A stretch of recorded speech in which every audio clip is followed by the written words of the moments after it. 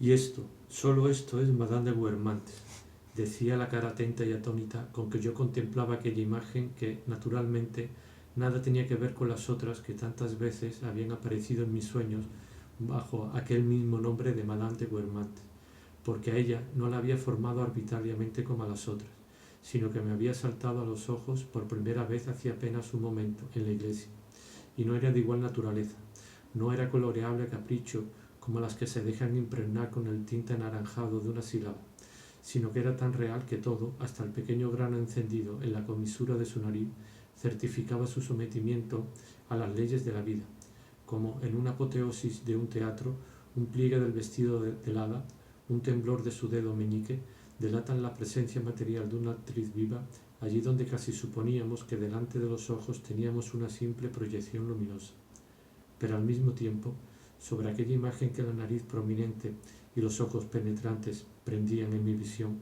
quizás porque eran ellos mismos los primeros en alcanzarla, los que habían dejado en ella la primera marca, cuando aún no había tenido tiempo de pensar que la mujer aparecida ante mí pudiera ser Madame de Guermantes, sobre aquella imagen tan reciente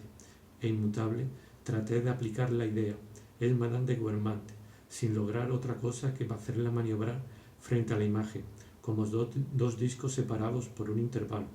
Mas aquella Madame de Guermantes, en la que tantas veces había soñado, ahora que la veía existir realmente fuera de mí, adquirió mayor fuerza todavía sobre mi imaginación que, paralizada un instante al contacto de una realidad tan distinta de la que esperaba, empezó a reaccionar y a decirme: gloriosos desde antes de Carlomagno, los Guermantes tenían derecho de vida y muerte sobre sus vasallos. La duquesa de Guermantes desciende de Genoveva de Brabante. No conoce ni consentiría en conocer a ninguna de las personas presentes. Y, oh maravillosa independencia de las miradas humanas, sujetas al rostro por una cuerda tan floja, tan larga, tan extensible que puede pasearse solas lejos de él. Mientras Madame de Guermantes estaba sentada en la capilla sobre las tumbas de sus muertos, sus miradas vagaban aquí y allá, ascendían a lo largo de los pilares y se detenían incluso en mí, como un rayo de sol errante por la nave, pero un rayo de sol que, en el momento en que recibí su caricia, me pareció consciente. En cuanto a Madame de Guermantes, como seguía inmóvil, sentada como una madre que parece no ver las audaces travesuras y las indiscretas maniobras de sus hijos que juegan y se dirigen a personas que ella no conoce, me fue imposible saber si aprobaba o censuraba en la inactividad de su alma el vagabundeo de sus miradas. Me parecía importante que no se marchara antes de haber podido contemplarla lo suficiente, porque recordaba que desde hacía años yo consideraba su vista algo eminentemente deseable, y no apartaba los ojos de su persona, como si cada una de mis miradas hubiesen podido extraer materialmente y poner en reserva dentro de mí el recuerdo de su nariz prominente, de las mejillas rojas, de todas aquellas particularidades que me parecían otras tantas informaciones preciosas, auténticas y singulares de su rostro. Ahora que lo hermoseaban para mí todos los pensamientos que le atribuía, y quizás sobre todo esa forma de instinto de conservación de las mejores partes de nosotros mismos, ese constante deseo de no quedar decepcionado, situándola de nuevo, puesto que ella y aquella duquesa de Guermantes que hasta entonces yo había evocado eran la misma persona, al margen del resto de la humanidad,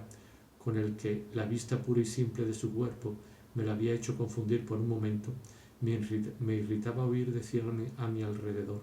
es mejor que Madame de Sasserat y Mademoiselle Bintot, como si fuese posible compararlas con ella. Y mientras mis miradas se detenían en sus cabellos rubios, en sus ojos azules, en el arranque de su cuello, y omitía los rasgos que hubiese podido recordarme otros rostros, exclamé ante aquel croquis voluntariamente incompleto: qué hermosa es, qué nobleza. Cómo se nota que delante de mí tengo una orgullosa Guermantes, a la descendiente de Genoveva de Brabante, y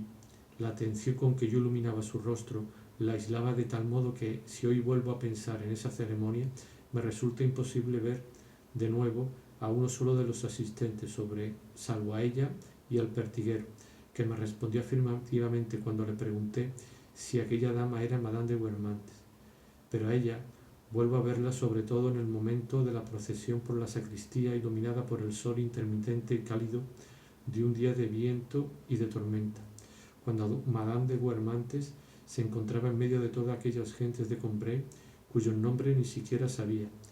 pero cuya inferioridad proclamaba con demasiada evidencia su superioridad para no inspirarle una sincera benevolencia hacia aquellas personas, a las que por otro lado esperaba imponerse más aún a fuerza de sencillez y simpatía. Por eso, como no podía emitir esas miradas voluntarias cargadas de un significado preciso que se dirigen a una persona conocida,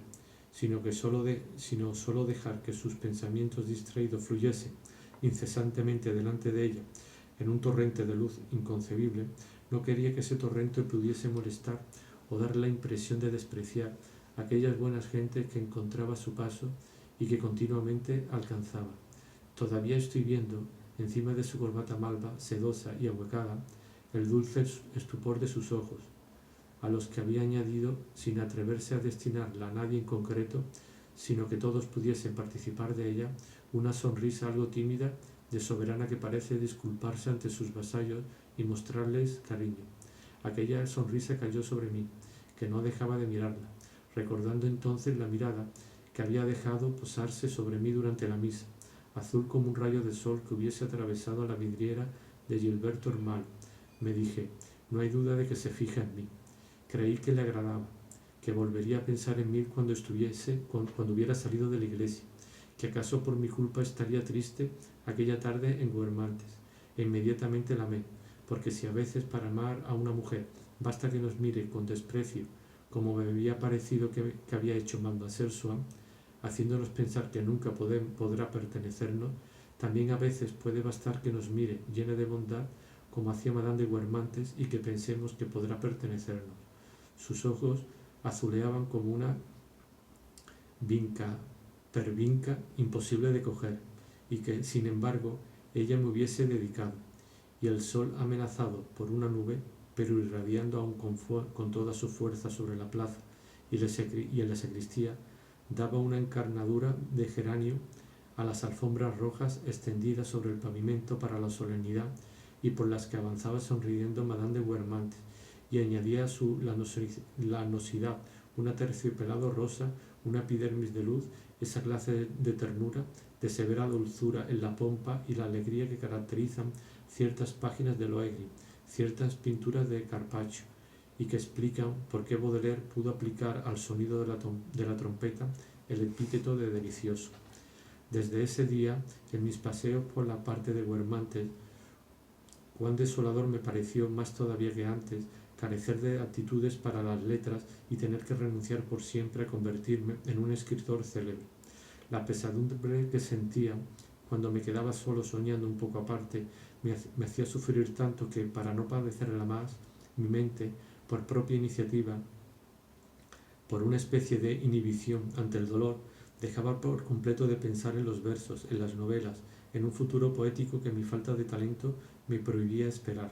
Entonces, y completamente al margen de todas esas preocupaciones literarias y sin nada que ver con ellas, de repente un tejado, un reflejo de sol sobre una piedra, el color de un camino me obligaban a detenerme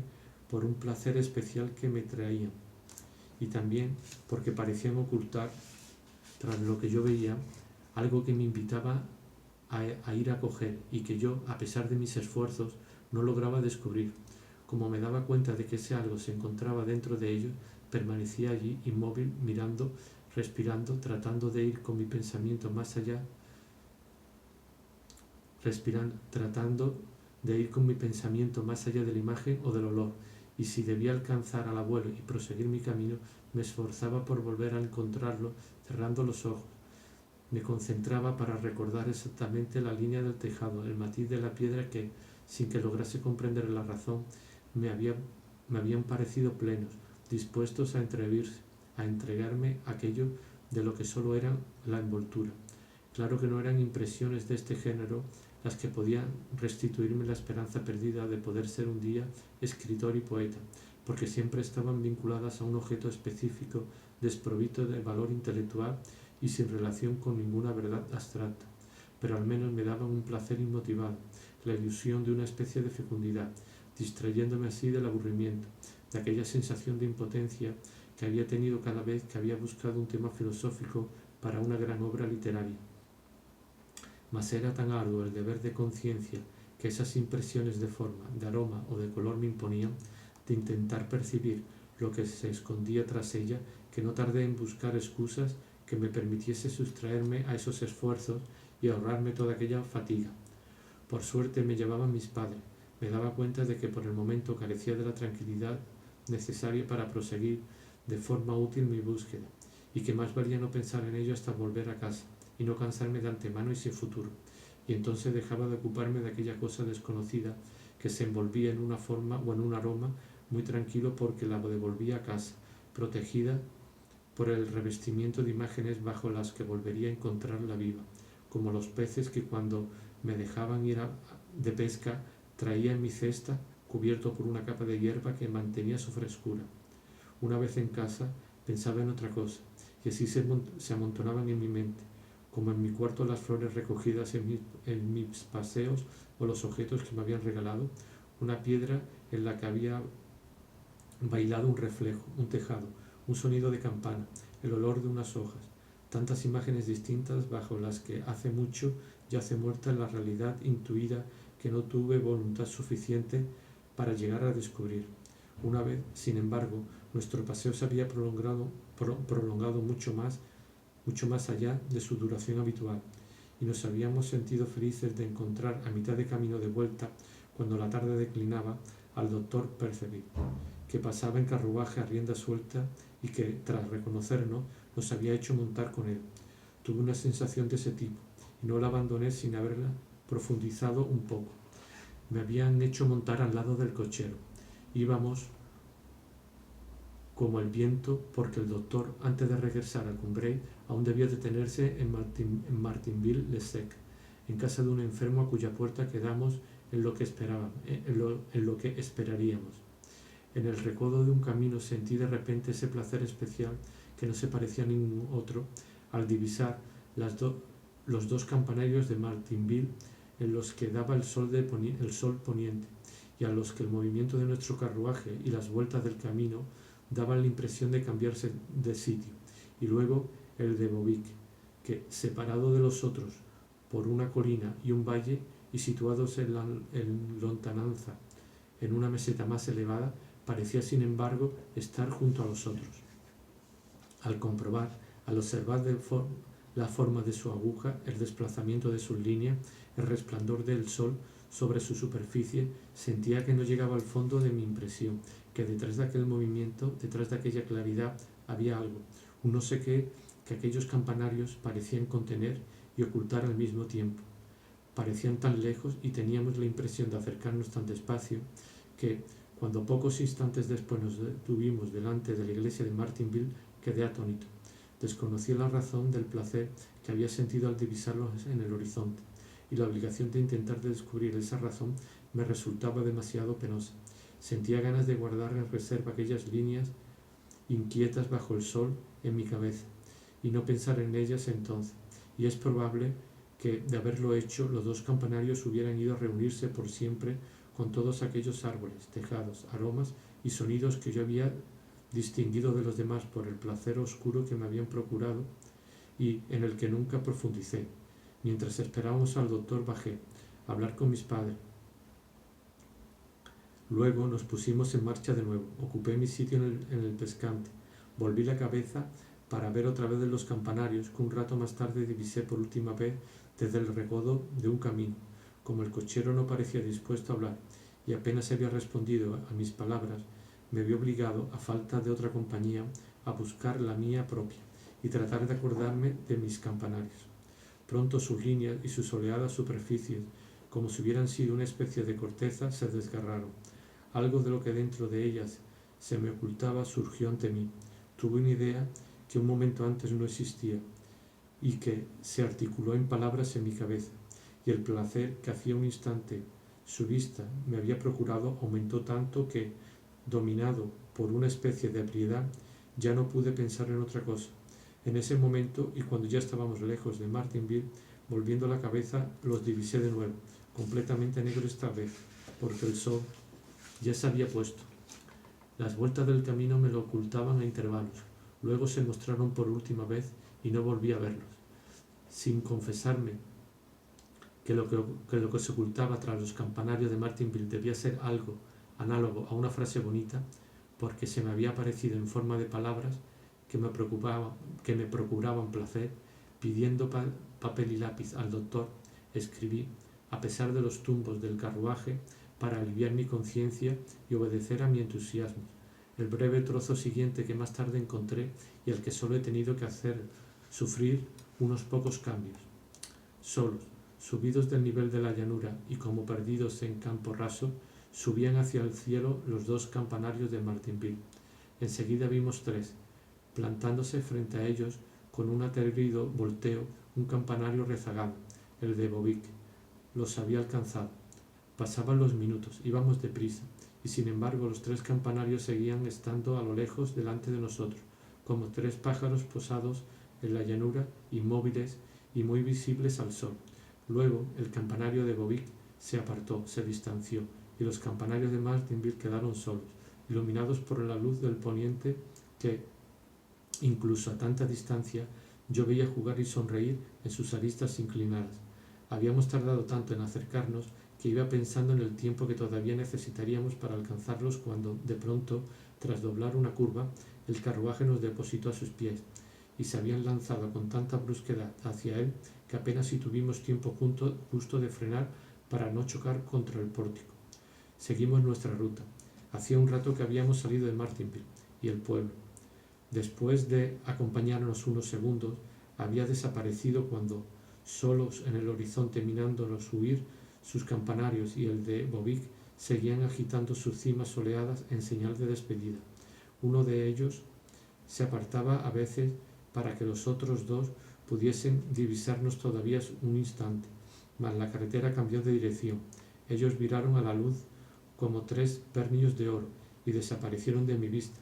Pero algo más tarde, cuando cerca de Combrí y con el sol ya puesto, los divisé por última vez desde muy lejos, solo parecían tres flores pintadas en el cielo por encima de la línea baja de los campos.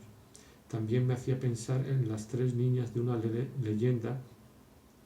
abandonadas en un páramo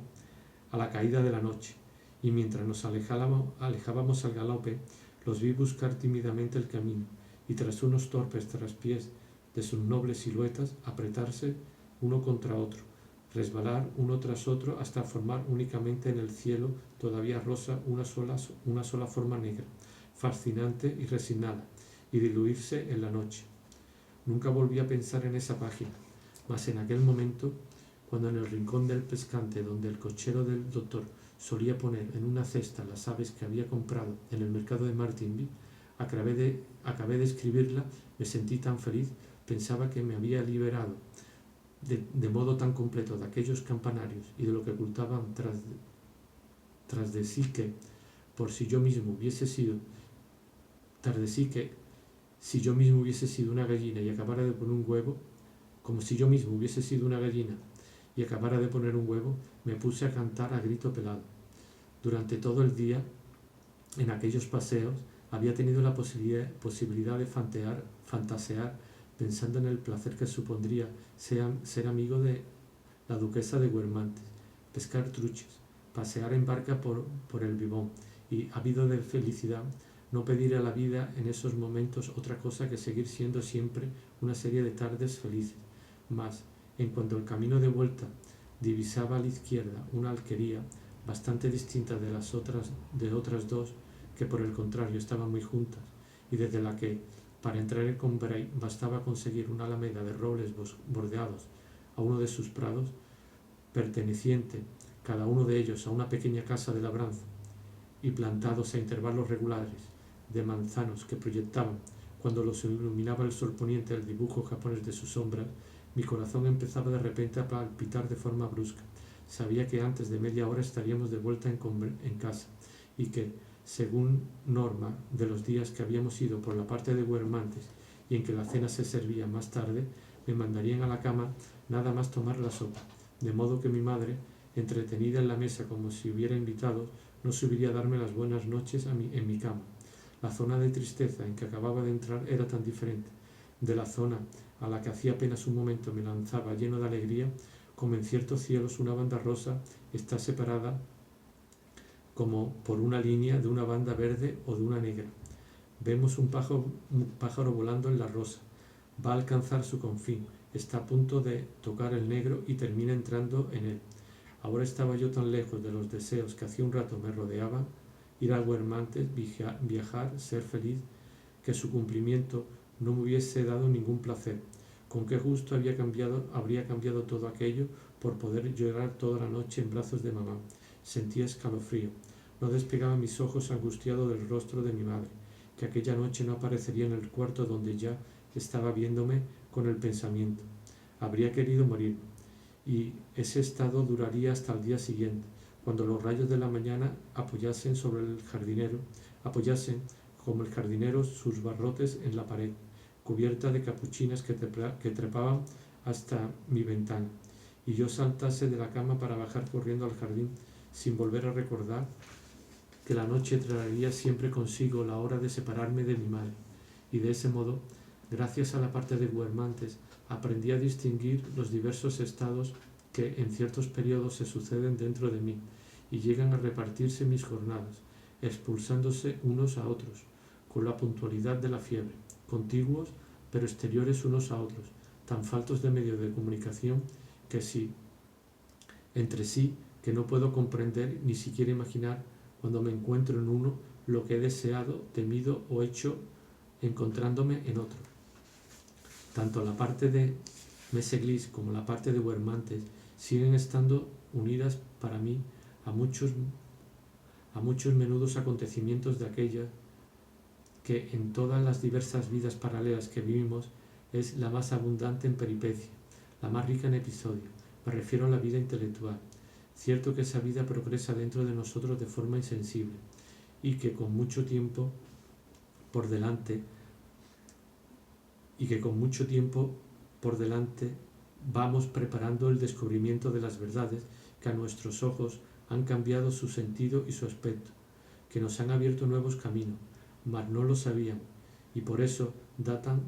para nosotros del día y del minuto en que se nos volvieron visibles. Las flores que entonces jugueteaban sobre la hierba, el agua que corría al sol, todo el paisaje que rodeó su aparición, sigue acompañándolo el recuerdo con su rostro inconsciente o distraído, y desde luego, cuando era largo rato contempladas por aquel humilde paseante, por aquel niño soñador, como lo es un rey, por un memorialista perdido en medio de la multitud, aquel rincón del campo, aquel trozo del jardín, nunca hubiesen podido imaginar que gracias a ese niño estaban llamados a sobrevivir en sus particularidades más efímeras, y sin embargo, ese perfume del espino blanco que invade la longitud del seto, donde pronto los escaramujos han de sustituirle, un rumor de pasos sin eco sobre la gravedad de una alameda, una burbuja formada contra una planta acuática sobre el mar de río y que enseguida estalla, mi exaltación los ha llevado consigo y ha logrado transportarlos a través de la sucesión de muchos años, mientras alrededor los caminos han ido borrándose y están muertos quienes los hollaron y el recuerdo de quienes los hollaron. En ocasiones, esa porción del paisaje así transportado hasta hoy se destaca tan aislada de todo que flota incierta en mi pensamiento como una de los Floridas, sin que pueda decir de qué país, de qué tiempo, quizás simplemente de qué sueño procede, pero es sobre todo como en los yacimientos profundos de mi suelo mental, como en los resistentes terrenos sobre los que todavía me apoyo,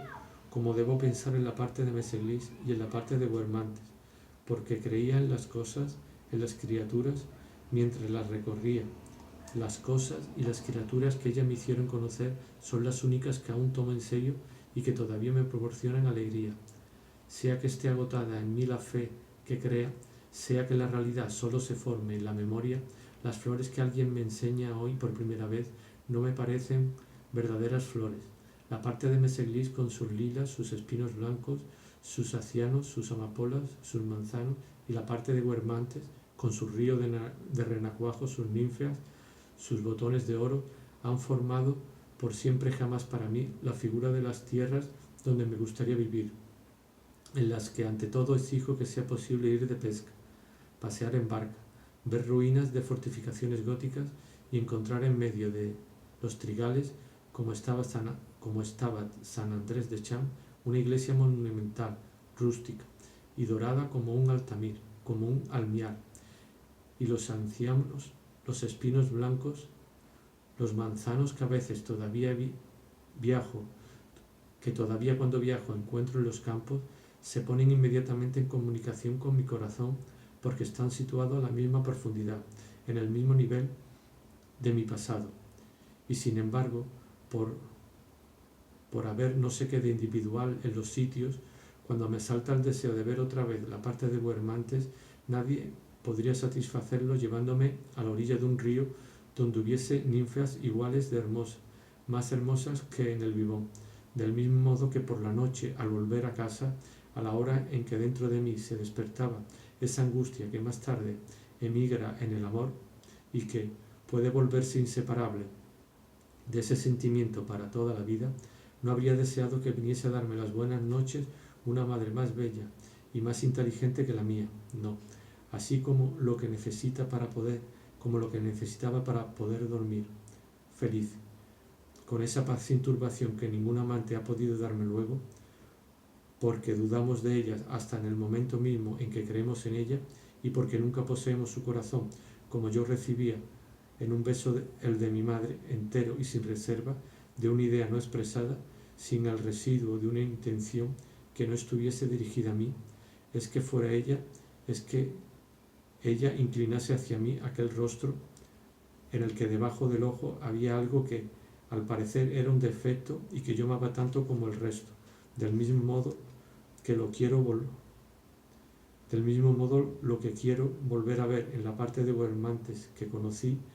con la heredad algo separada de las otras dos que están juntas y apretadas una contra otra al comienzo de la Alameda de Robles. Son esos prados donde cuando el sol los vuelve espejantes como una charca, se dibujan las hojas de los manzanos. Es ese paisaje cuya individualidad, a veces, de noche en mis sueños, me oprime con una fuerza casi fantástica que no puedo encontrar cuando despierto. Cierto que por haber unido indisoluble y definitivamente en mí impresiones distintas solo porque me las hicieron sentir al mismo tiempo la parte de Guermantes y la parte de Meseglis, me expusieron para lo venidero a muchas decepciones e incluso a muchos errores, porque a menudo he querido ver de nuevo a una persona sin darme cuenta que lo que deseaba simplemente porque me recordaba un seto de espinos blancos, y he sido inducido a hacer creer en un renuevo de cariño por un simple deseo de viaje,